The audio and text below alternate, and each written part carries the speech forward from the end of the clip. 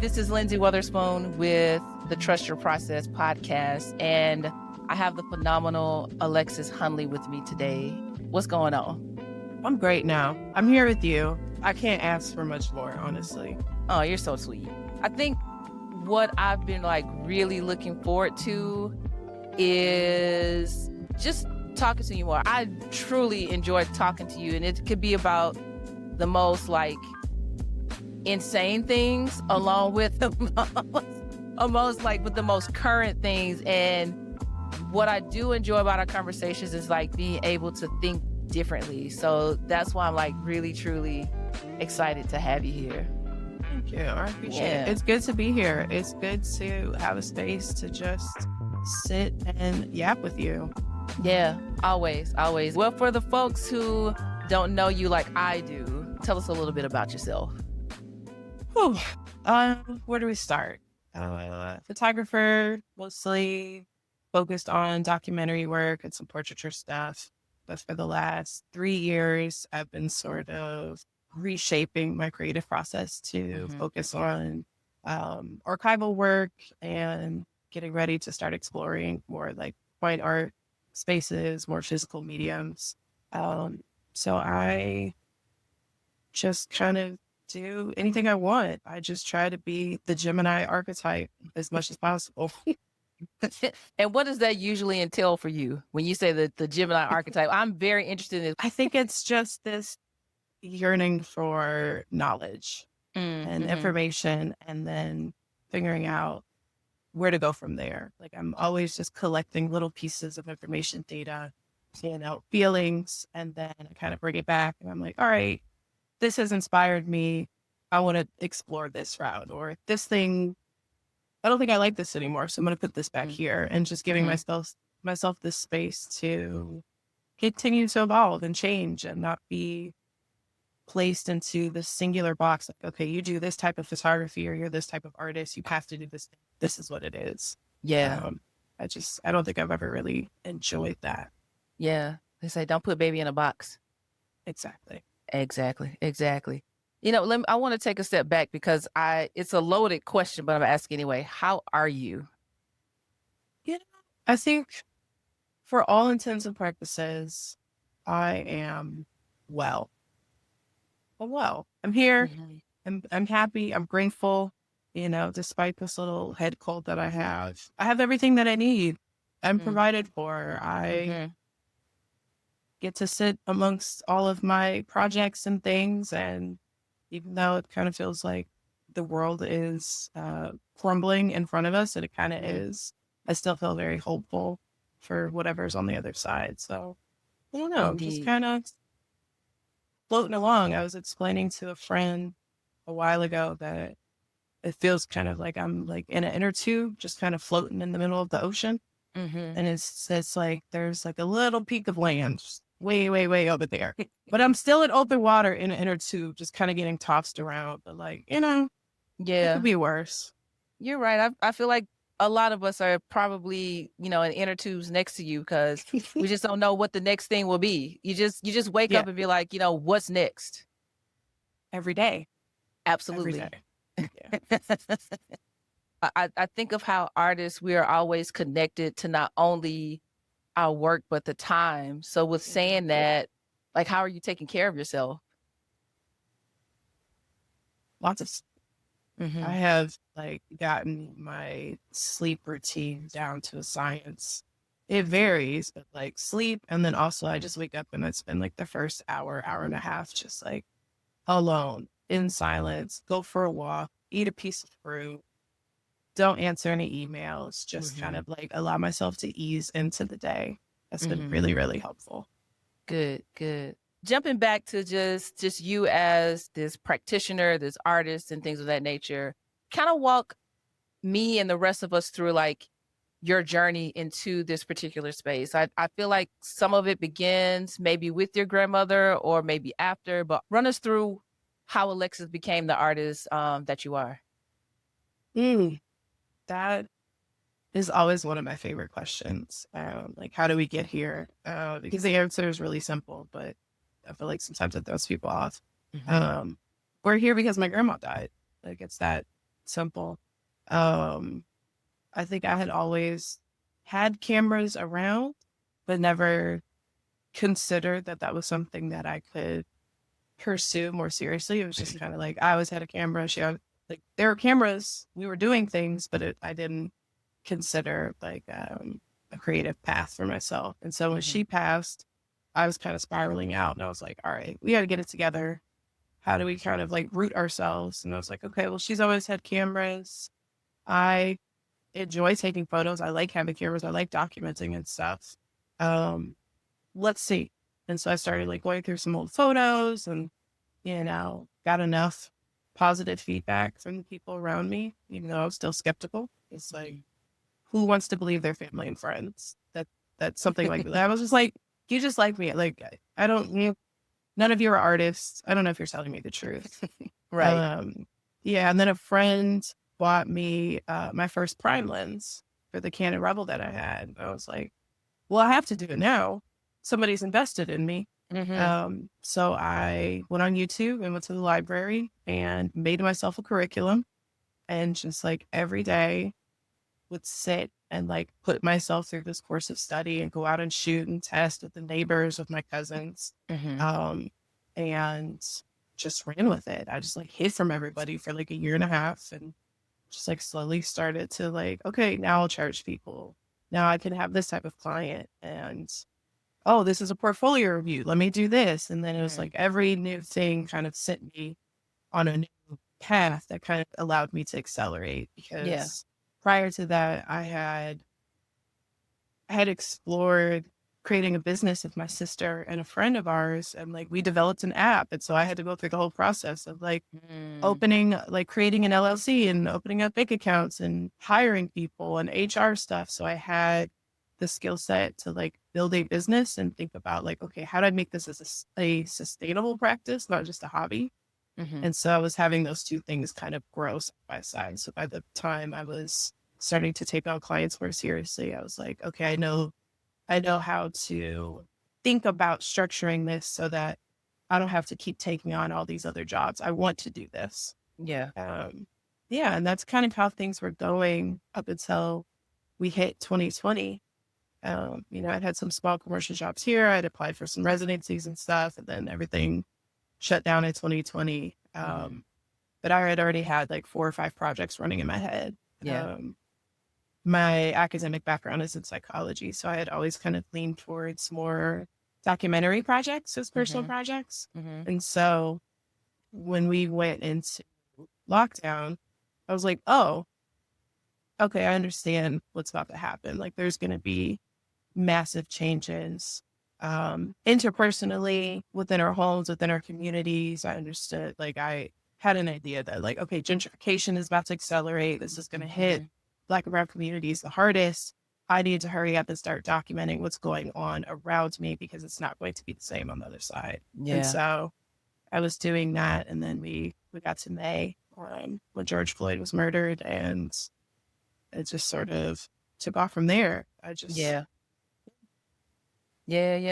You know, um, that is how me and Alexis were connected. It's like our work started circling around within the same communities and same articles and things of that nature. And as unfortunate as that time is and was, to me, it brought like a lot of like beautiful connections with other photographers, because again, as unfortunate as it was, it showed me a new circle of people who were,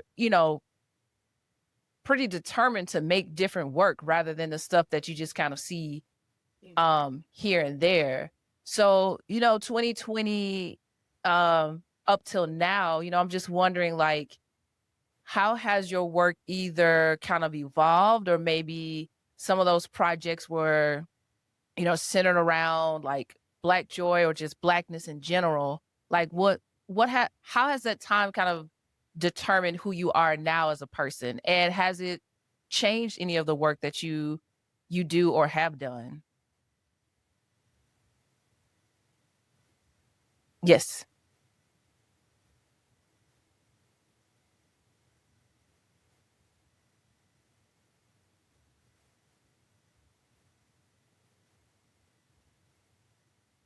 Okay, no problem.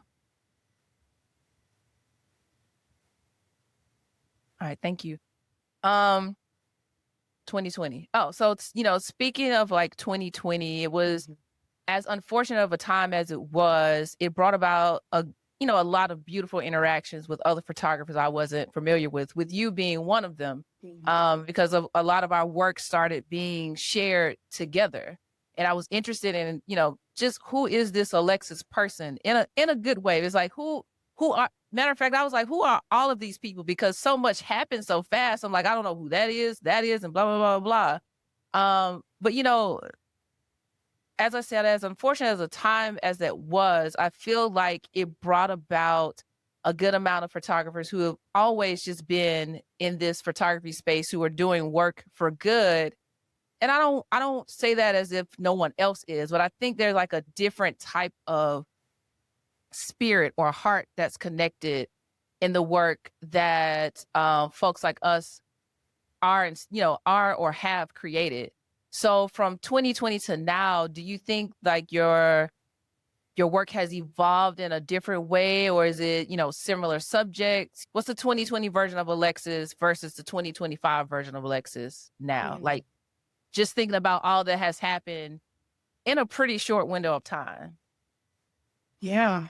Honestly, I think I'm trying to get back closer to the root of like where I was working in 2020. I think that was the most honest version of myself Mhm. in relation to the work I was doing because of those 30 plus days that I went out, or maybe it was more. Honestly, I stopped counting. I was going Mhm. out every week, sometimes multiple days a week from until like the end of December.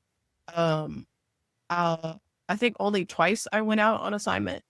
Everything else Mhm. was self-directed, and so I had the freedom to do exactly what I wanted to do, but more so like what I needed to do, what I needed to shoot, what I needed to see, and edit in the way that I wanted to, and sit with the work. Like most of the work I haven't shared with other people. A lot of it Mhm. is just for me or for certain families or people who were out. Um, and then pivoting that time into more commercial work and editorial work, it just took on a different flavor.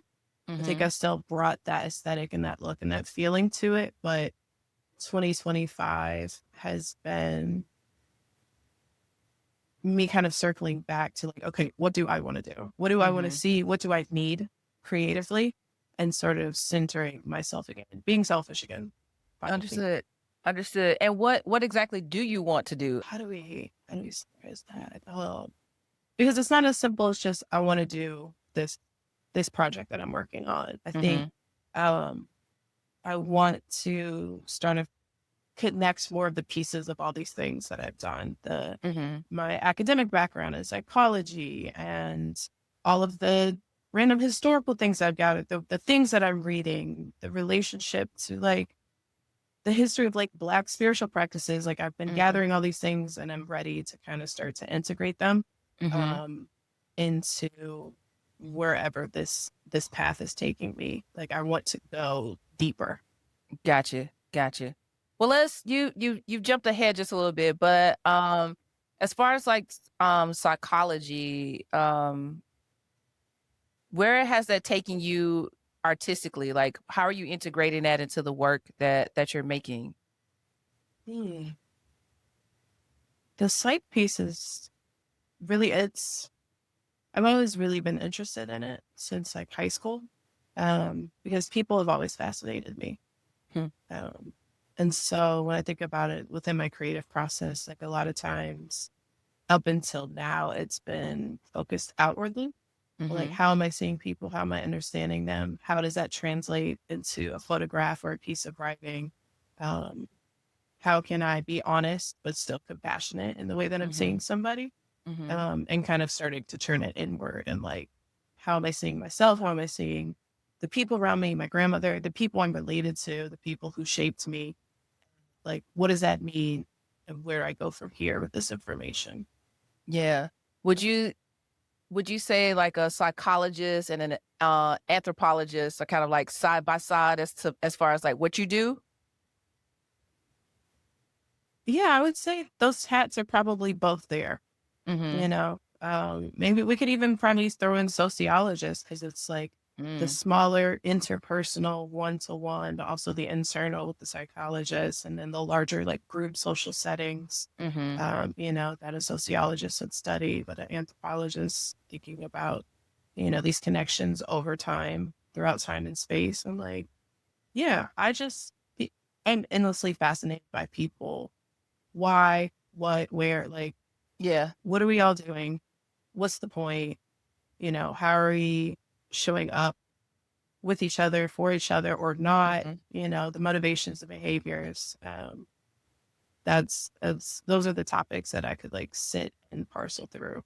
I feel like there's a sprinkle of compassion that goes into that too, because photographers seem to get everybody's tea before they want to tell somebody else.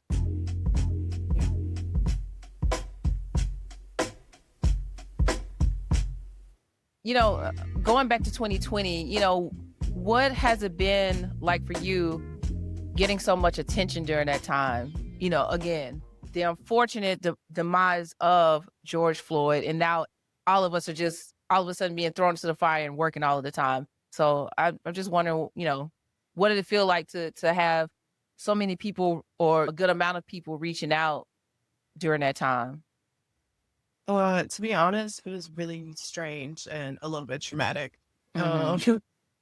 To have all of these people suddenly like flooding you with attention and like not, and it wasn't because of my work, but it was just Hmm. like, dang, like this is because George Floyd was murdered and Breonna Taylor. And like there's this huge running list that has garnered all this attention and now it's being kind of sent to me. And I recognize that this door is open and I should run through it. Um, but I feel maybe some guilt or even like I think it was also hard recognizing that this attention is not going to last. It's not Yeah. real. Like it's real, but it's not real. Hmm. The moment that this tide starts to shift and folks are no longer putting up their little black squares and, oh, we need this black photographer. We're going to do this campaign. It's going to swing back the other way and the door will shut. And part of me felt kind of gross about like, okay, I got to go through this door. Like I have an Hmm. opportunity here. I need to take it. But like the opportunity itself was just like, yeah, Yeah. I don't. And it seems to be a lot of us felt that way. Hmm. Hmm. It's unfortunate, but Yeah. Yeah. But I were there things that you know, took from that moment or people that you met during that particular time that were kind of like a salve for the things that were happening? Like as I said, meeting you definitely was, and having other people who kind of understood where a lot of artists were coming from, or photographers or visual artists. Is there something or someone that you still just kind of like feel tied to mm, from that time? Tied to as in like you still converse with them in a way or still reach out. oh yeah, easy. You, Polly, I adore both of you. But even beyond that, like you said, like we got thrown onto these lists, just like went viral. But it also introduced me to a lot of other people's work that I still to this day really, really enjoy and admire. Um, and the few that I've been able to meet in person are really cool. Like it was just nice to be connected to other people who are experiencing this same sort of really complex emotional thing that just kind of got thrusted upon us Mhm. and in a way that not many other people, at least in my life, they didn't really understand what was happening to me. And I Yeah. don't know that they could really support without really getting it. So it was nice to be able to talk to folks like you and Polly and Dee about like what's going on. Something as simple as like, hey, I'm going out, I'm gonna go document like, yo, be safe, you do this, you do Mhm. that, to just like debriefing on like opportunities or weird things that were coming our way or, print sales or whatever. it was nice to finally feel like I was a community, because up until that point I had kind of just been floating around alone Yeah. by myself, Yeah. just like doing stuff. Yeah. Talk more about that, because I feel like that's a natural inclination for Black photographers. I don't know if it's Black women, Black femme, Black queer photographers who feel like that, but sometimes I feel othered. It's kind of like you're just there when, to me, all of us, should consider being in community. Have you ever felt that way, or is it, you know, I don't think I had the opportunity to feel that way. I just didn't know who anybody was. Like, it was my mm-hmm, first introduction to a lot of people's names and their work, who I may not have found otherwise, or found as quickly, um, because I didn't have any photographers in my circle. I didn't really? have, no, um, the people that I was connected to, some of them were like in film, they were Mm-hmm. producers, you know, fine artists here and there, but like nobody deeply entrenched in like a creative process to even kind of guide me to other photographers. So like when you're doing your basic searches, you find Mr. Parks, you find Carrie Mae Weems, like you Mm-hmm. find the big dogs, Mm-hmm. but I wasn't able to find my contemporaries or my peers until Hmm. that time. Yeah. Well, I think that opens up another conversation. So because not only was the time overwhelming, but now you have like, it's like you have a new family of folks, Mhm. it literally. And if anything, it's interesting that you say this. Let me take a step back. What what year did you start photography? Like really diving into it, and like you said, you took that year to kind of like Mhm. study and all of that. So when did you feel comfortable? Around what time? Like what year? I started my school for myself at like the end of 2017, and by like mid 2018, like I had a few clients. Mm. Yeah, so Yeah. you were really just, it Mm, was, wow. Okay, yeah. see, this is a piece I wasn't aware of. So that makes, Mm, makes your trajectory into the space even more interesting. I'm just interested in how fast yeah. things went for you. Like, what other photographers were you aware of outside of the ones you named, like Carrie Mae Weems and Gordon Parks and whomever else? We could argue almost nobody, except maybe Dana Scruggs. Mhm, mhm. I think like right before we went into lockdown, I had gotten introduced to Tara Pixley. She was a professor at Yep, LMU yep. and Authority Collective. And I just started to kind of like get into those spaces and start to understand like who is also doing these things. But Yeah. I didn't know what was going on. I was so deeply entrenched in like trying to like have that hockey stick trajectory of just like Mhm, catch up technically, like, get my skills to where they were, so that because the basis has kind of always been there for how I shoot and what I'm looking mhm, for, but it was like I had to learn how I wanted to like color my work, and like what does mhm. editing mean to me, like what is the look I like. So spending time in photo books with older work, but I wasn't really seeing um any of our contemporary stuff until then. Yeah. Do you remember the first book that you picked up from the library that was pretty helpful to Mm. you?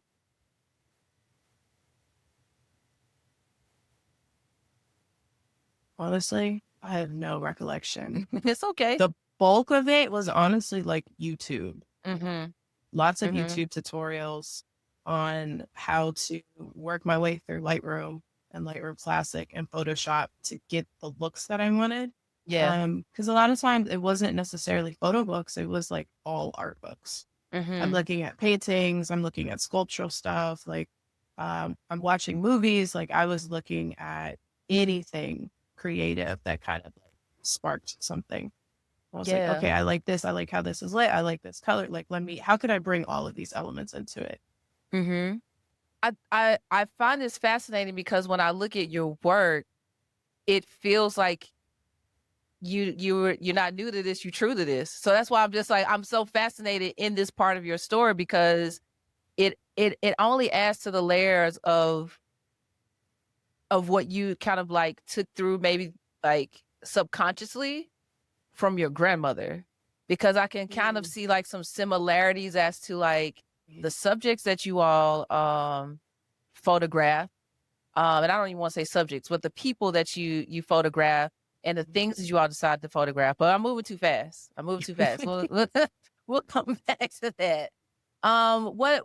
What do you believe was a pivotal moment in your career? Like, what's something that stood out that you are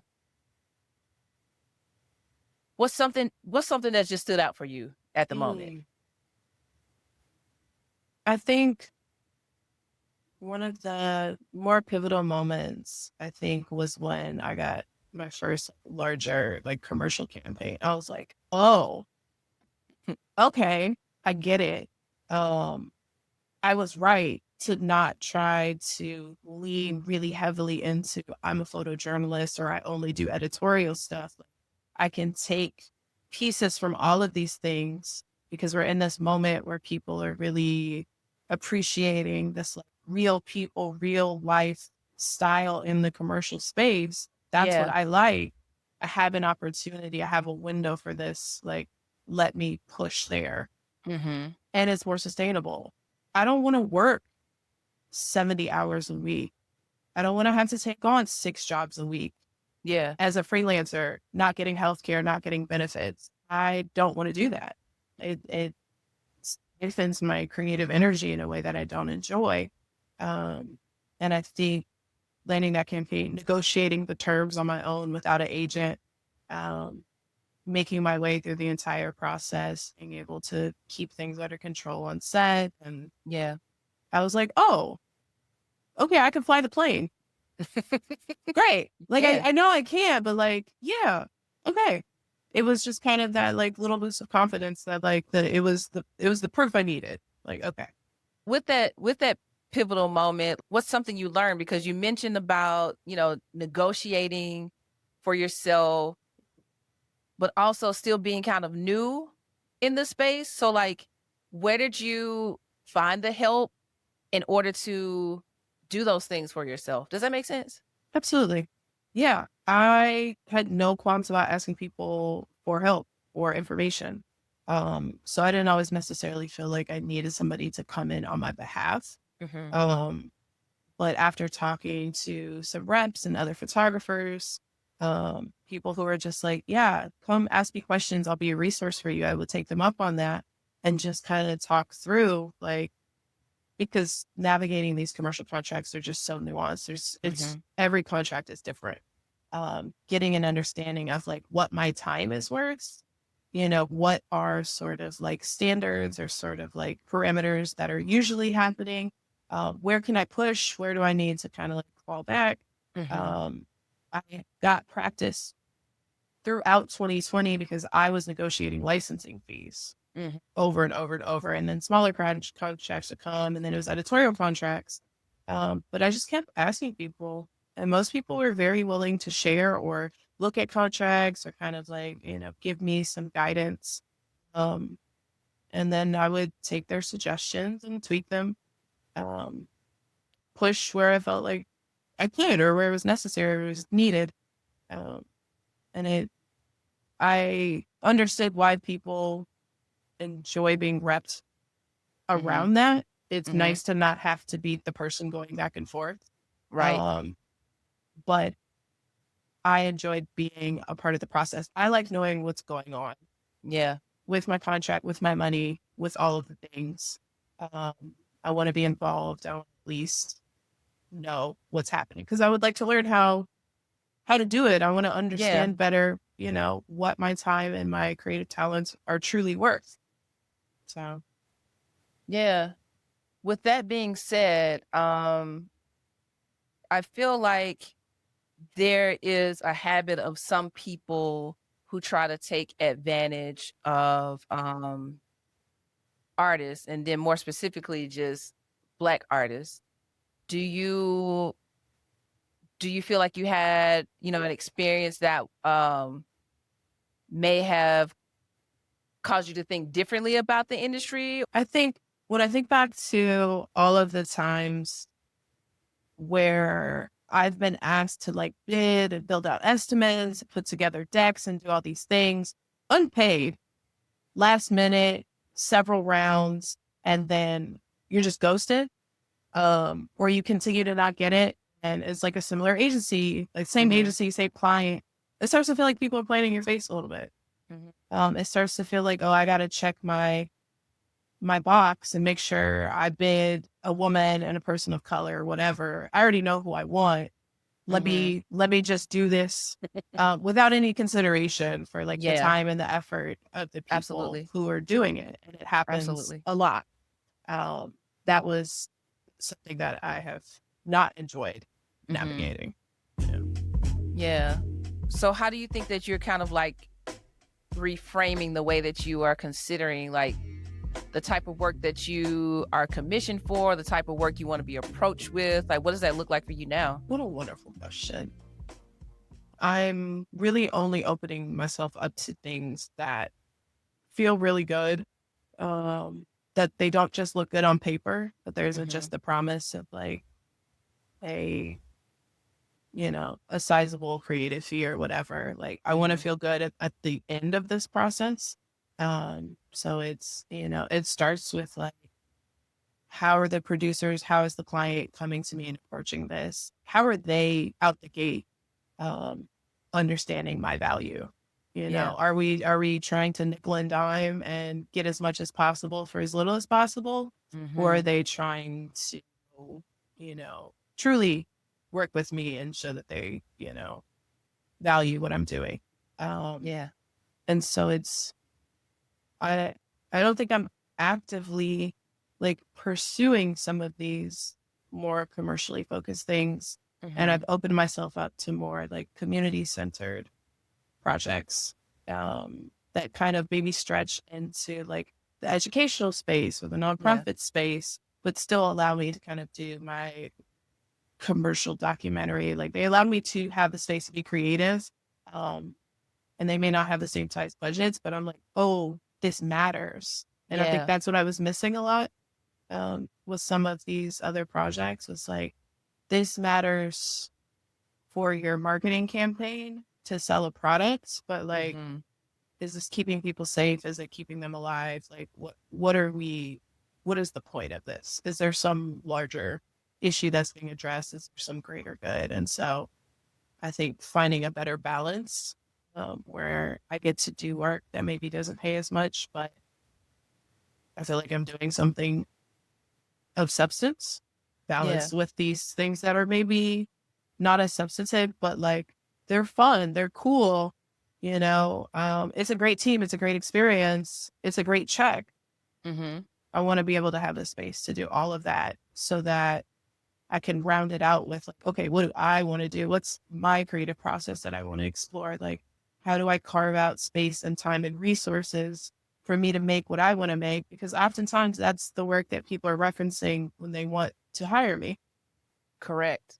And I feel like I love everything that you said. And I love the fact that you did point out that the work that is heart-centered and like very purposeful is the work that most people look at. I think the unfortunate thing about that is that they look at it and they believe it, but then try to use it to sell something. So it's like a double-edged sword. It's like, yes, I enjoy creating the work, but I also want to make sure that my work stays pure in a way, you know? Yeah. I love what you had to say. And I want to know, in the midst of all of that's happening, like what kind of work is making you feel, or what kind of work is fulfilling you at the moment? I know we'll touch on your Call Me ZZ project, but outside of that, like what else is kind of like rocking your world in a good way? Honestly, it's been consuming work, like just taking in other people's work. I'm really stuck on zines right now. Any sort of like physical media, anything analog. I just like, I feel ravenous. Like I can't get enough. Well, name some of the artists that you've just been eating up for right now. It's nobody in particular. It's just like my algorithm for like several months was just like bookbinding techniques. Oh, And I couldn't okay. get enough of it. Yeah. I'm not physically making a book at this moment, but I'm like, oh, let me keep this in my mind because Yeah. I will It's a be beautiful working on a craft. photo book. Why don't I do the dummy book by hand and learn some of these processes and like put it in there? Or like I went to a workshop a couple months ago and it was like direct to film animation. Hmm. And they gave us was it like 8 or 16 millimeter film. And we like by hand animated them. Obsessed. Oh, wow. Obsessed. Like that's where I am. It's very Yeah. crafty, it's very hands-on. I want glue, I want scissors, you know.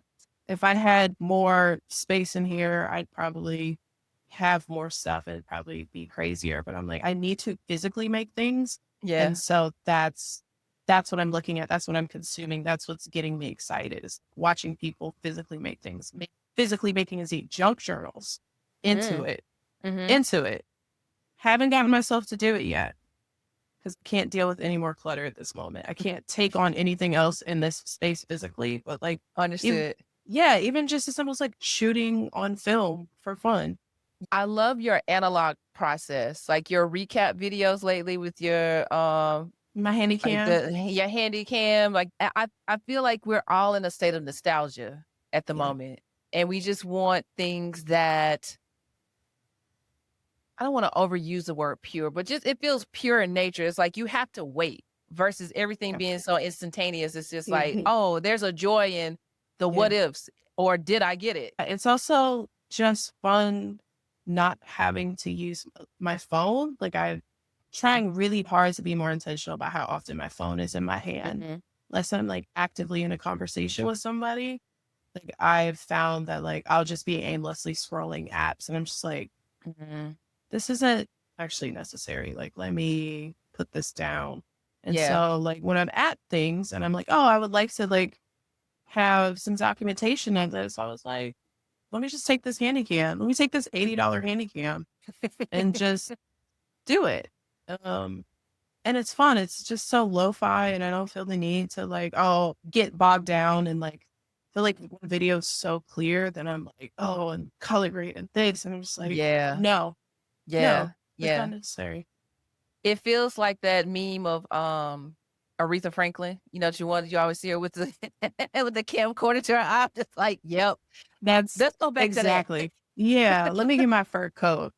Exactly. And put my purse on the floor. Give my money Absolutely. up front. Uh-huh. Exactly. Yeah, that's exactly how I feel. It also Yeah. feels, and I think because it's nostalgic for us, it also feels less intrusive than a Mhm. cell phone. I feel like there's something about somebody having their phone in your face. You're like, oh, this is going to end up on the internet for sure. Absolutely. And something about that little handy cam, it just doesn't feel as scary. I don't Yeah. know. Yeah. I mean, like you said, it feels less intrusive. It feels Mhm. like for one, I feel like a lot of people may not even know what it is. Mm. Mm. It is Crazy. a right. It is dated technology, but somebody was like, "Oh, well, I don't even know what that is," so they may not be doing much. I'm like, but Mhm. it's still the same device, just Right. something else, you know? Yeah. But either way, I mean, I love that so many of us are um taking a step back from everything, honestly, because even for myself, it was sometime last week where I was on my phone. I think I was on Instagram and then I was going from threads and then going back and forth. But the noise of everybody arguing about something got so loud that I said, you know what? Let's shut this down right now. Like, so I mean, the only place that I can log into Instagram is my laptop and my iPad. And Mm. even then, I don't even want to. I'm just like, Yeah. somebody is probably talking about something I don't even care about, or it's not even my business. Right. So I adore not knowing things right when they happen. It's kind of like when I was growing up and right before school, the news is on. And that's when you found out. Kind of like when you found out when your snow day was. You didn't find out about it before everybody else. You just found out about it on the Right. television. And that's the life that I feel like I want to go back to, where I'm just like, I'll tap in. I want to still stay connected because so much happens so fast. But at the same time, I actually just want to be in silence, like you said. Just want to be in silence. Yeah, I don't feel like I don't think that we're built to just constantly have this onslaught of information and stimulation all the time. Mm-hmm. I don't, Mm-hmm. it doesn't feel healthy for me. Maybe other people can handle it, but I'm like, I don't, I can't do it all day. I don't think we've ever had access to information this fast and this abundantly. Mm-hmm. And so slowing down is going to keep me from losing it. It's just, it's too much. It's too It much. is too And then much. it's not always of great quality either. Right. Now you're having to like sift through stuff. And so I'm just like, to your point, like, yeah, it's nice to be able to slow down and just let things marinate and like enjoy them. I haven't enjoyed this like huge push for like content Mm-hmm. faster. Like, let's churn it out. Let's get it going. We need stuff. Mm-hmm. We need a reel. We need a story. We need a post. And you got a TikTok. What about a thread? I'm just like, no, no, I Just don't want to do that. yeah. Because who's paying attention to all of that? Like I'm at a place where I quickly just scrolling past things. I don't think doing things faster and en mass is going to hold people's attention.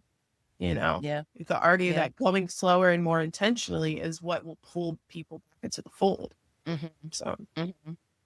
You know, you make an excellent point.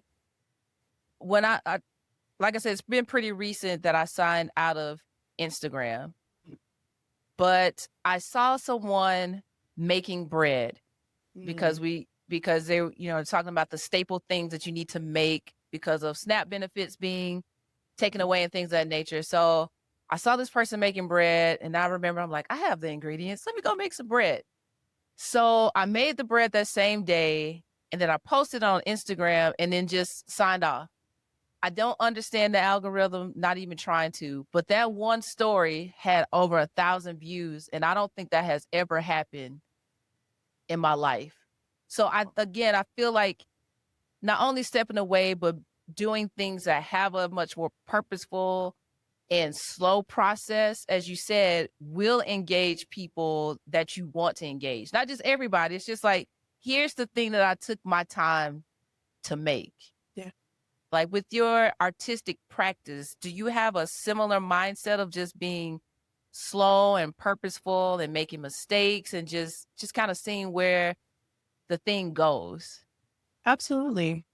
It's just tinkering and trying and playing. Like I worked really hard this year to center play. Like I made a goal for myself. I was like, I gotta giggle at least once a day.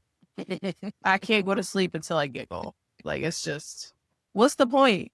Yeah. Why be a human if I'm not giggling on a daily basis? You Yeah. know, like I gotta have fun, especially now. Yeah. I'll always figure out a way to deal with the difficult things that are happening, but like I Mhm. also must have fun. It is now a necessity. So part of that is like, how do I infuse that into my creative process? Like I'll sit and I'll just pull out a folding table and get all out all my supplies and just start tinkering. And collage is definitely the way that I've been Mhm.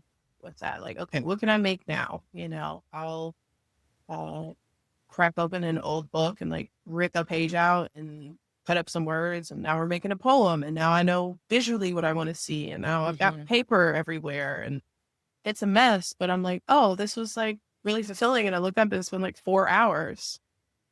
I'm like, great. I did Yeah. something worthwhile.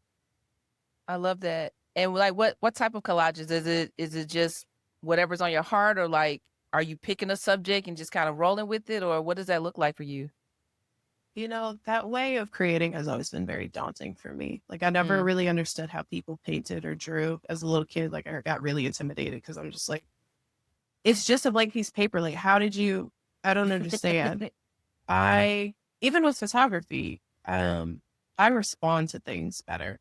So if you give me things and then my brain will kind of just start to piece the things together, like give me something to respond to, I'm good. So it's like I'll pick a book or I'll see certain shapes or images and I'll kind of like start to work around them. But Mhm. working with text as the base has been really fun.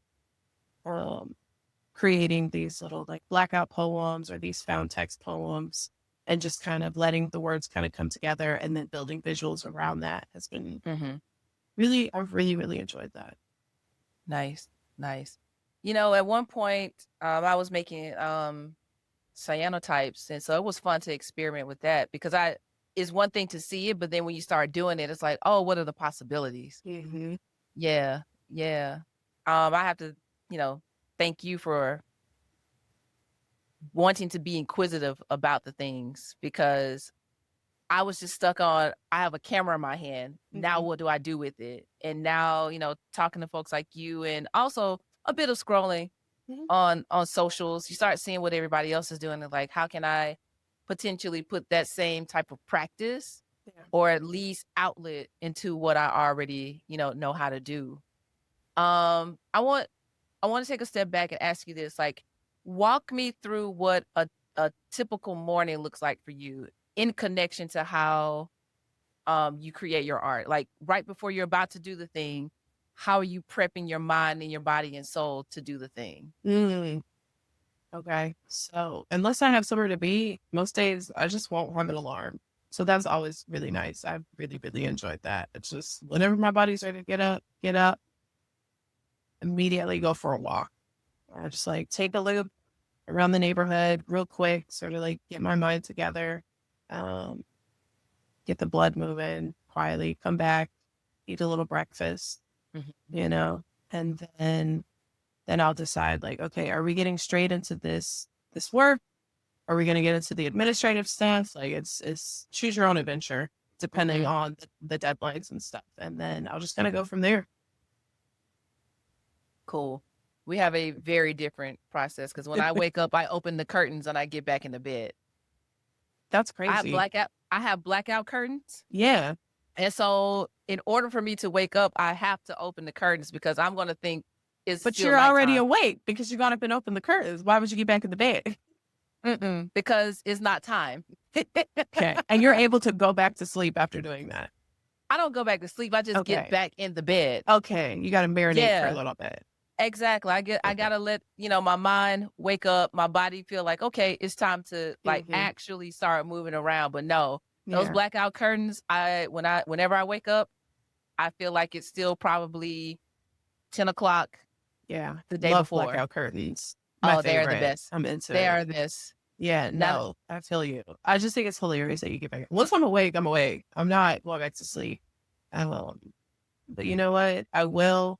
Lately, I've been like just very tired, very sore. So I've started adding in like a little like mini like Tai Chi flow right before I go on my walk. And that's been really nice. Makes me feel elderly. But I'm like, grown people were onto something. Why wasn't I doing this before? This is lovely. And it's very gentle. And it's just like, it's not like I'm like getting up to go for a run. I'm just like slowly waking my body up. And I'm just like, yeah, I can stick with this. Is there like any water or tea involved? Like, I know you mentioned fruit earlier. Yeah, I'll usually drink a little water, grab a piece of fruit, go on my walk. I'll go say hi to the trees.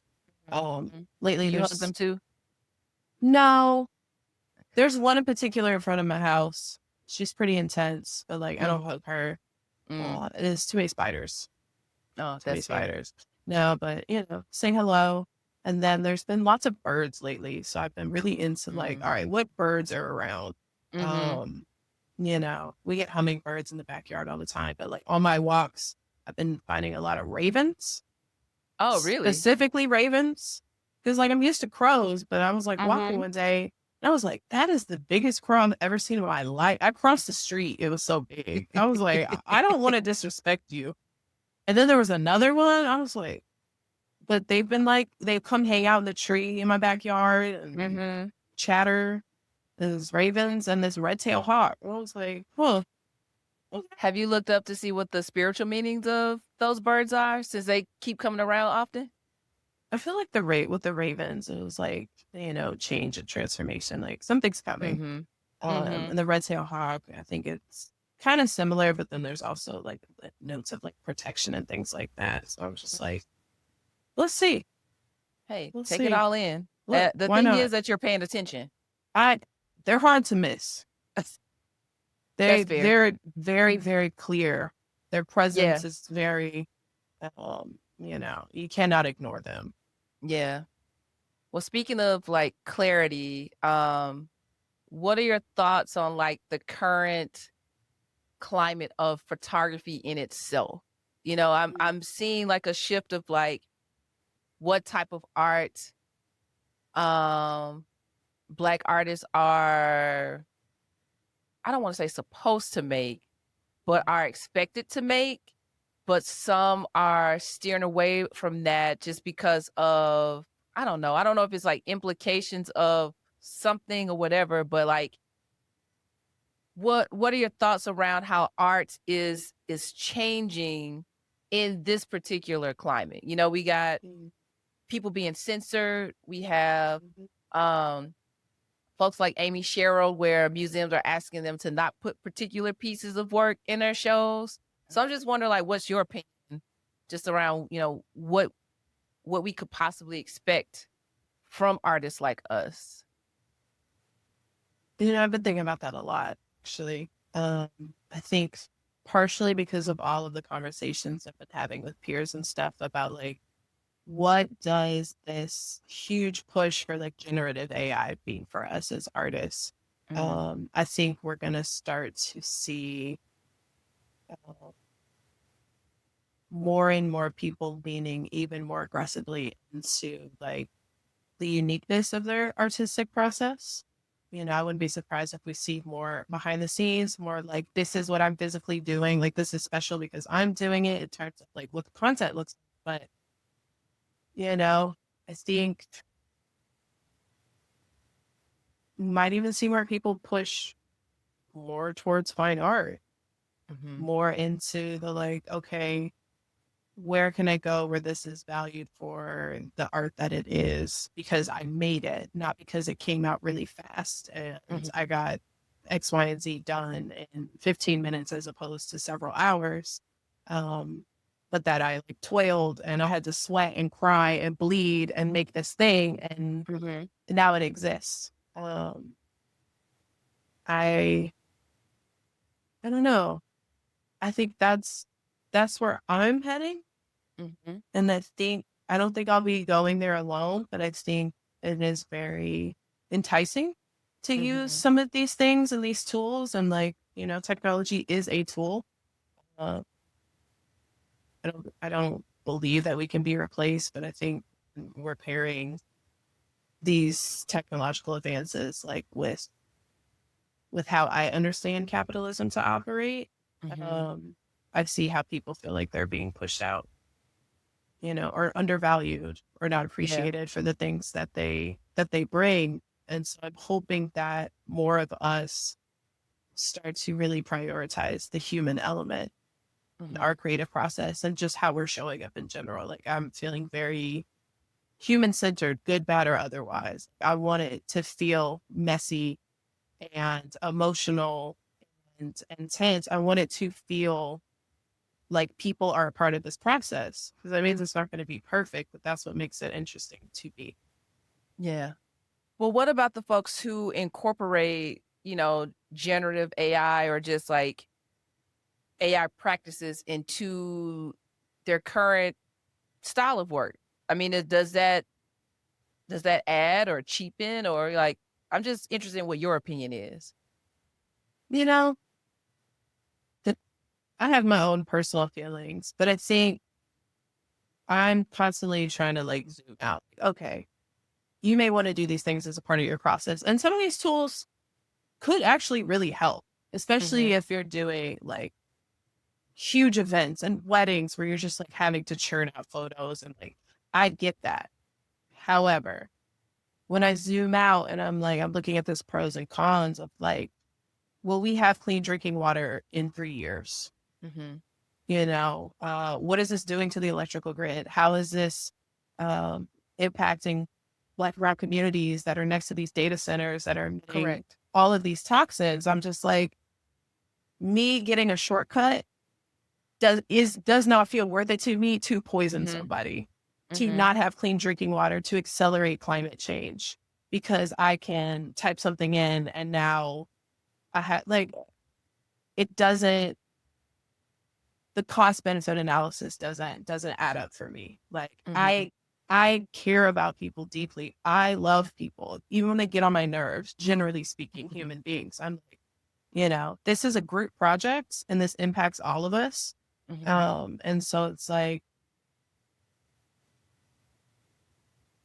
it's not so much about like, oh, I don't like that this is incorporated in somebody's work or the style or this is cheapening it or cheating the process.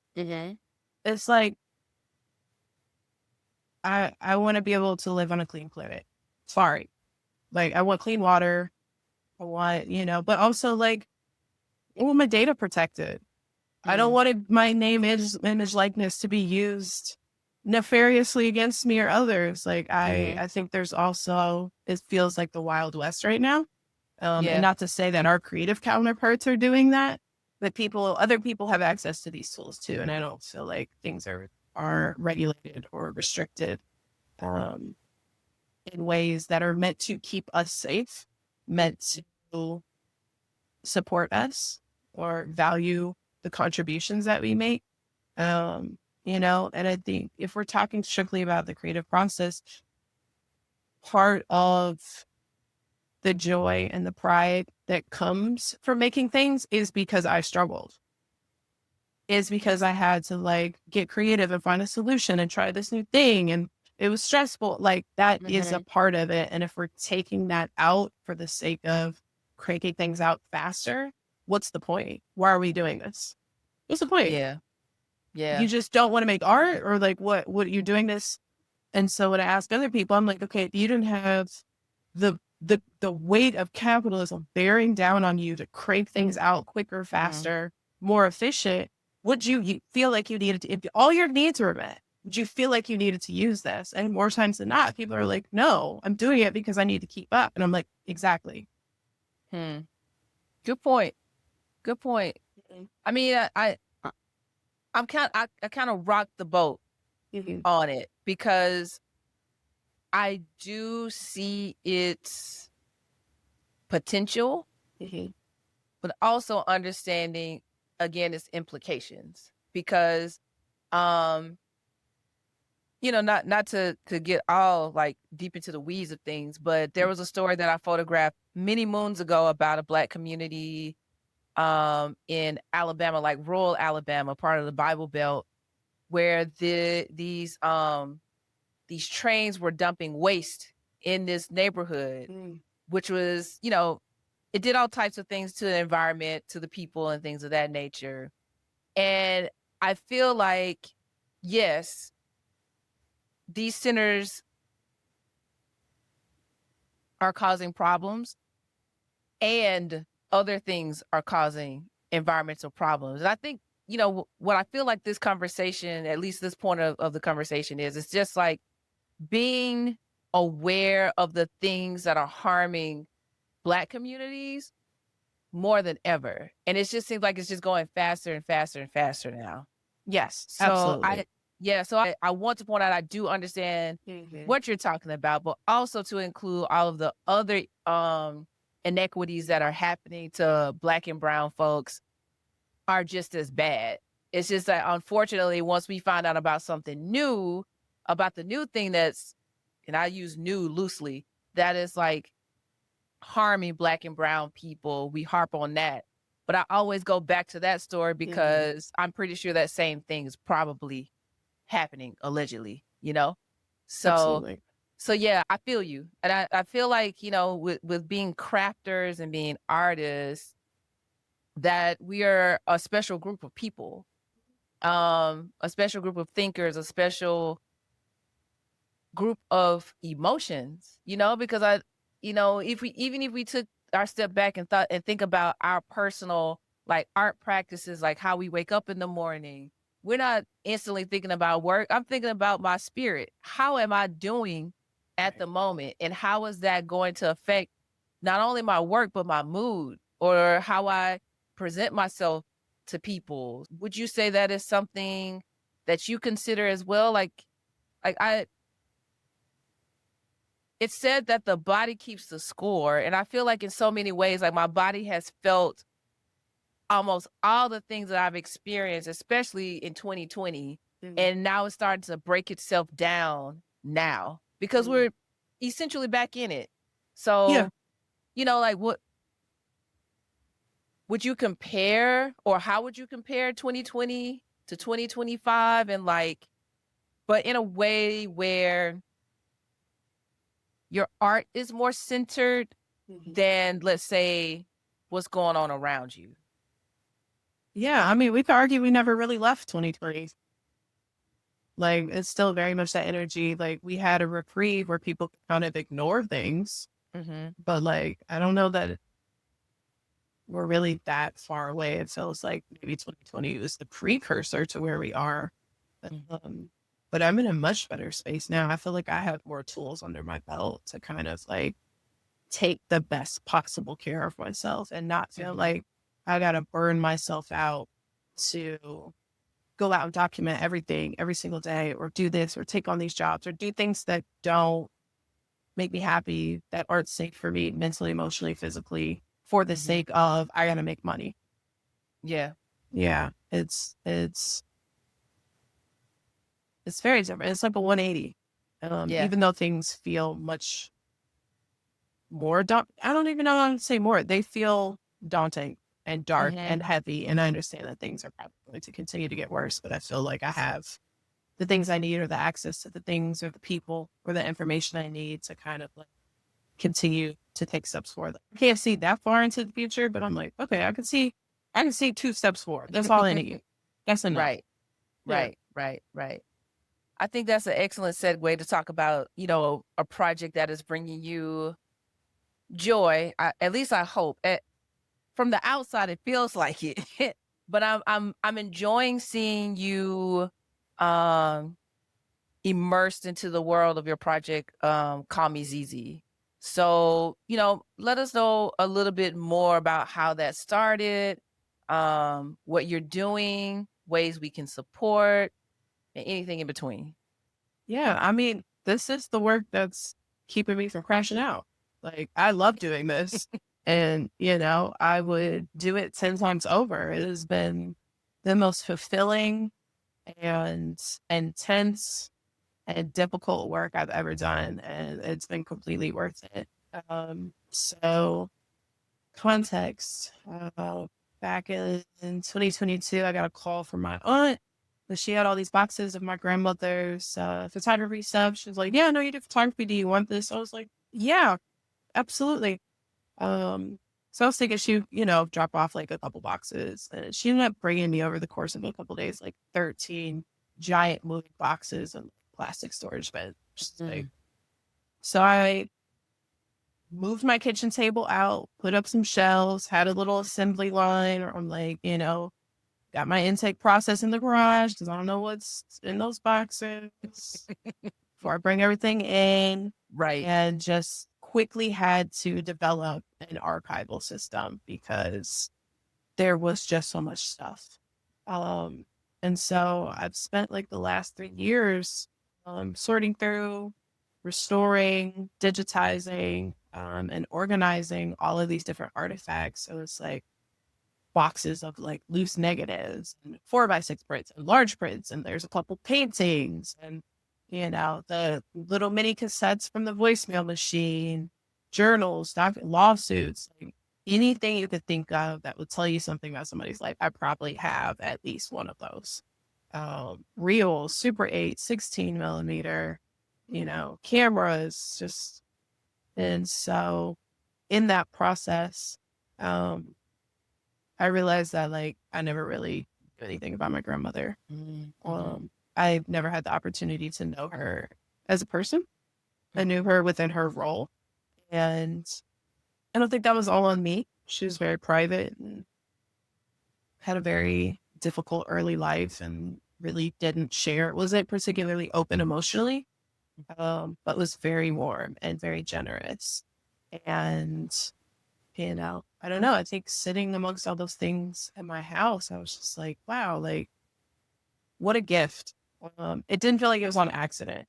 And it kind Yeah. of got me like swirling, like, oh, I don't think it was an accident either that like her death was the catalyst for me to get into photography, because my Hmm. photography practices would set the framework for how I created my archival practice. I'm Hmm. doing data asset management with my hard drives and stuff, but I'm using Lightroom Classic to organize everything. I didn't know anything else. I'm not in the information sciences. I'm not a librarian. I don't know those softwares, and I didn't have the money to start buying a bunch of stuff. So I just used Yeah. what I had. Um, and it's taught me a lot about her, about myself, about my own family, about my process. And I think it's really interesting how it's butted up against this larger societal conversation around like generative AI and tech Yeah. and like, you know, digital versus physical, and like where we're kind of all kind of like being jumbled around. It's been very grounding to just sit and physically touch things and have to engage with them. And Mhm. then, it's a really tedious process that sometimes I really don't enjoy, you know, because I think today I've digitized over 11,000 files to date, Wow. and I'm not done. There's still more. And so it's like, I have to go in and keyword all these things. And sometimes they don't scan properly. And I got to redo it. And I got to go find the right book that they're in. And some of them need to be color graded. And there's dust everywhere. Yeah. Where I'm just like, but I love it. It's annoying. Mm.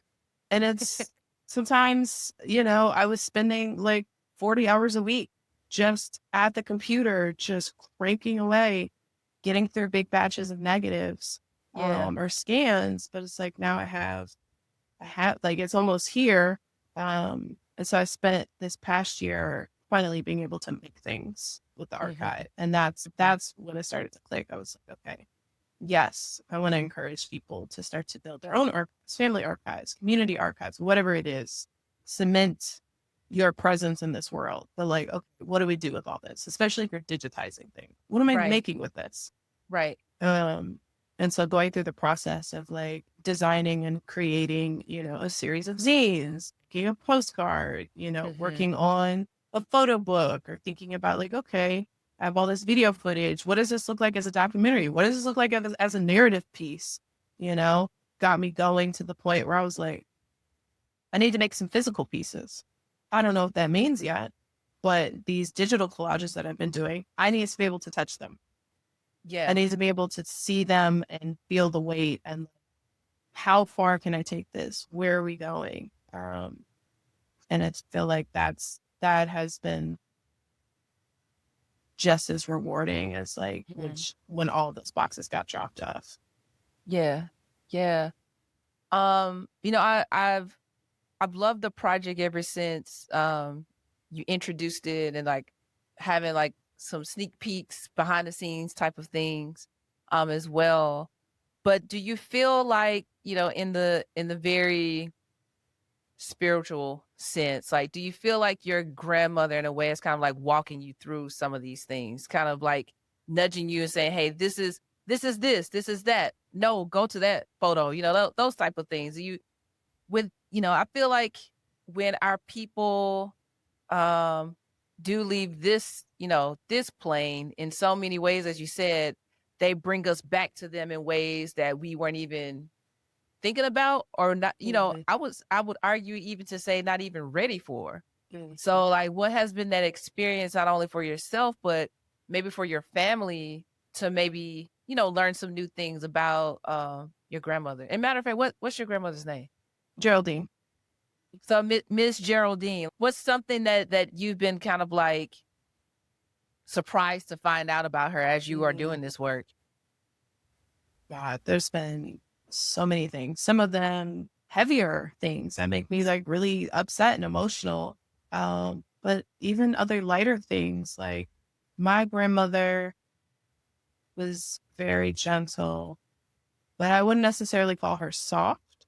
Mhm. Um, she got things done the way she wanted them done, by kind of like pulling the strings in the background. She was um all carrot and very little stick, but she still had a stick, Mhm. you know? And so knowing that about her kind of subconsciously, and then seeing, you know, how detailed she was in her record keeping. And like, it's going to sound crazy, but like, she kind of just like had files on each of us. Like she just kept information. Like I found her address book, and in Interesting. there she had like my name, the address I was living at the time, and the name of the baby that I was taking care of. I was like, huh. Hmm. And then she had a little note about how I went to Brazil and like what year. And then I found a journal entry later where she's like, yeah, Lex came by, I gave her some money. She's leaving this date, you know. Camille's going to watch on Facebook. Looks like she's having a great time. End of entry. And I was just like, that's interesting. Huh. What were these written notes or like Yeah. voice notes? Written Notes. Yeah, just a written note. Or like I found another one where it's like she listed out all the money that she gave people as gifts.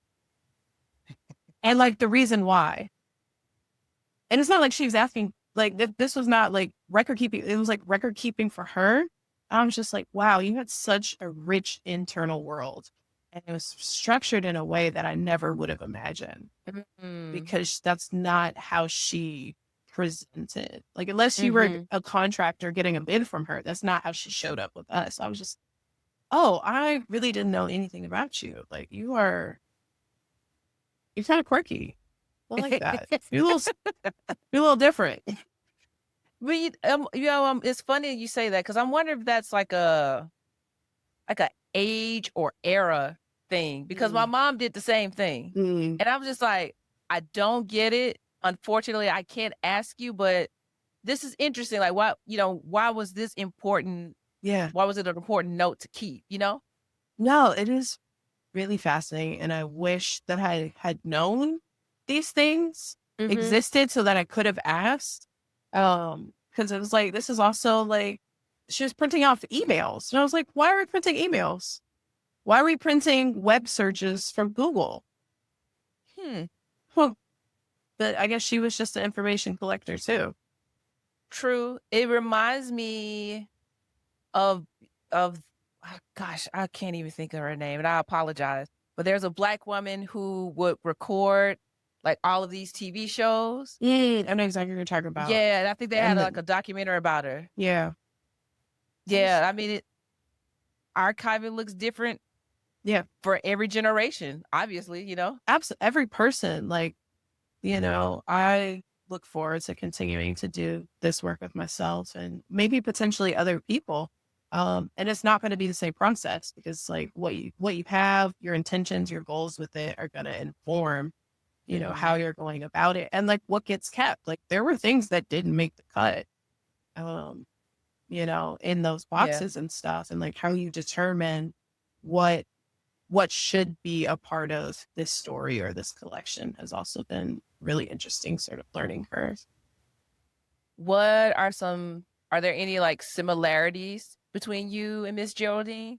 I think we talked about it a little bit earlier, or like you were saying how you saw similarities in our work, which I also thought was funny and kind of creepy because I never saw any of this work prior to me shooting. This was work, particularly her work from like the 70s. Like nobody really saw it or saw it regularly. And so there's work in there that like I'm sharing with my mom and my aunt, and they're like, where is this? When is this? I've never seen this. So like a big chunk of her work nobody saw. I didn't see it. I start shooting, and then I find her work several years after shooting, and I'm like, oh, okay. Yeah. I get it. This wasn't optional for me. Yeah. And you kind of see where it came from. It's kind of like you have your own version of Vivian Mayer Mauer. Yeah. Yeah. Like you have your family version of her. And it's the crazy thing is there are more like, I guess you would say archives to be found. And I think like what I love most about what you're doing is that I'm always thinking about Black photographers who get lost in the canon. And it doesn't have to be like a big name or whatever. It could be, hyper local or wherever the case may be. But those images matter just as much, if not more, than the visual canon that we have now. Because I'm pretty sure just like your personal archive, it is something that, about places and people that will no longer be there, but they had a place in that particular time. Mm-hmm. So as I've kind of like navigated through the Call Me ZZ work, that is what I'm constantly thinking about, to the point where I'm like, I wonder if I dig into my own family and I see somebody that I've never seen before, and now we can go down a rabbit hole of who that person is. So, by all means, I'm excited to see what else, evolves from it. And yeah, I think this is a point where you should show us the zines. For those who are going to watch the video of this podcast, you'll get to check out some of the zines that Alexis created. I can't wait to get mine. I'm still waiting on them. So Yes. I got a chance to get a peek of them um on FaceTime. But they're beautiful things, beautiful artifacts, beautiful work.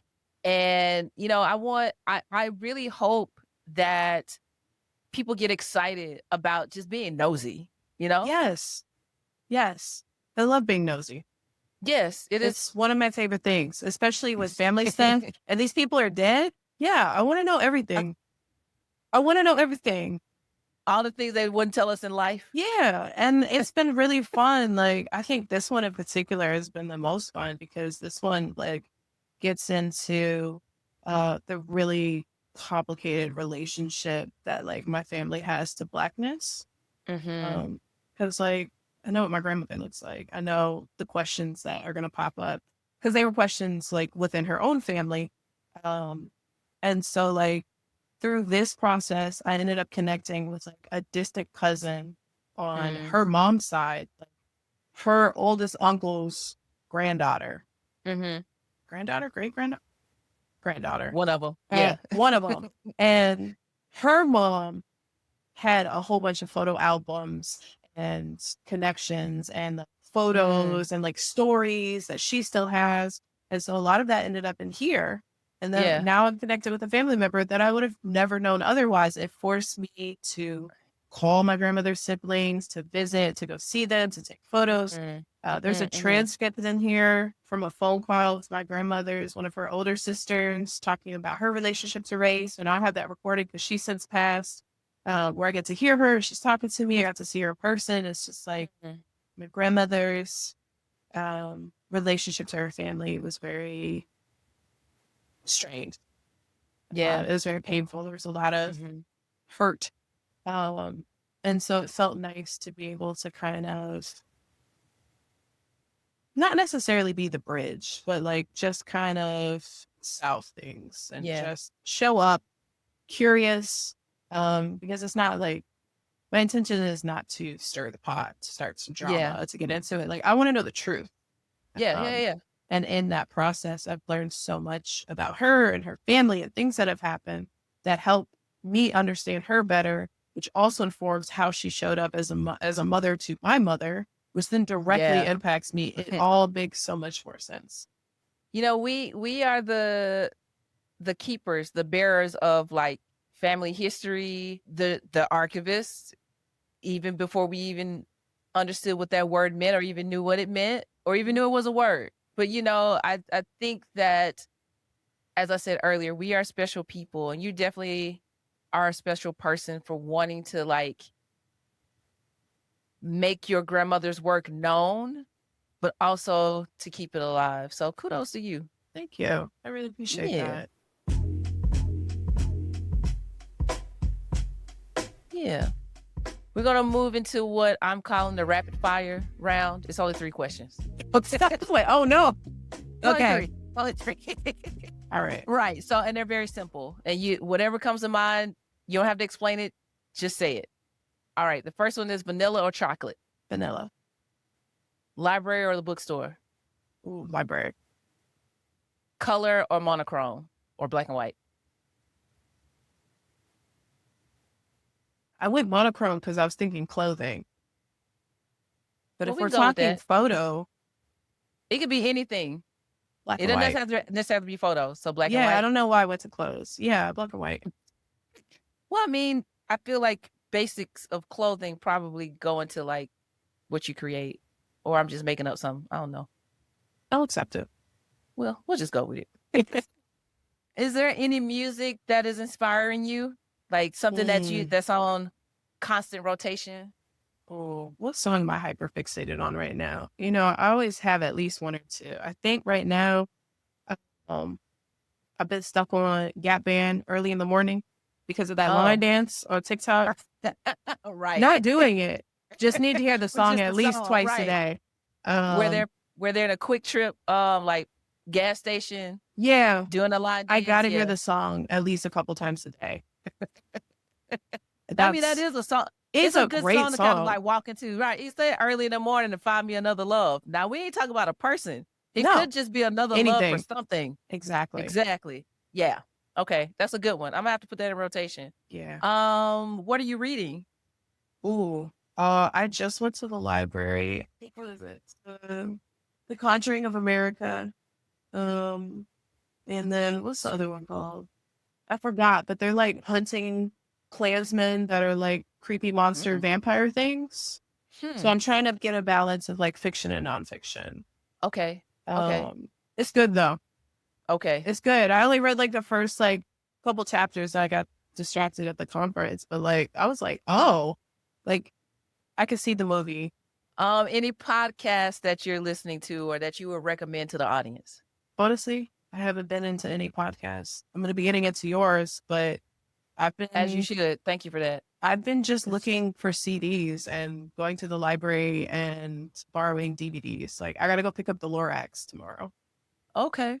so I can watch the Lorax. And You're definitely touchy feely, but yeah, you want the physical medium. I gotta have it right now. We'll see how long it Yeah. lasts. But like, yeah, right now I'm just like, I gotta go to the library. I gotta get physical books. I'm listening to CDs. I got my boombox over there. I I was got about to some say, what have you been cassettes. playing it on? I have a boombox, but I also found my iPod Classic, and it's got what 256 gigabytes. So I'm about to load her up and get my aux cord in the car. I In have the a car. giant amp with an aux cord, and I literally will flip up my iPod to that and I let her love go. it. Yeah, I'm I committed. The last piece of like technology I bought, I shouldn't say technology, but like to play stuff on was a Mhm. Blu-ray.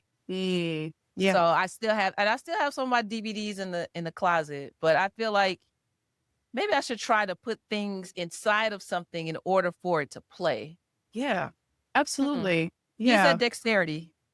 got to use it or lose it. Use it Right, or lose right. it. Yeah. My closing question for you is, what do you want your legacy to be? Mhm. Um, I think it's split between that I did something meaningful while I was here and that it was clear how much I cared about people. I think those two things need to be intertwined in some way. All right. Anything else you want to say? No, I love you. That's I it. love you too. All right, everybody. Thank you for joining us on this episode. And yeah, I'll see you in the next one.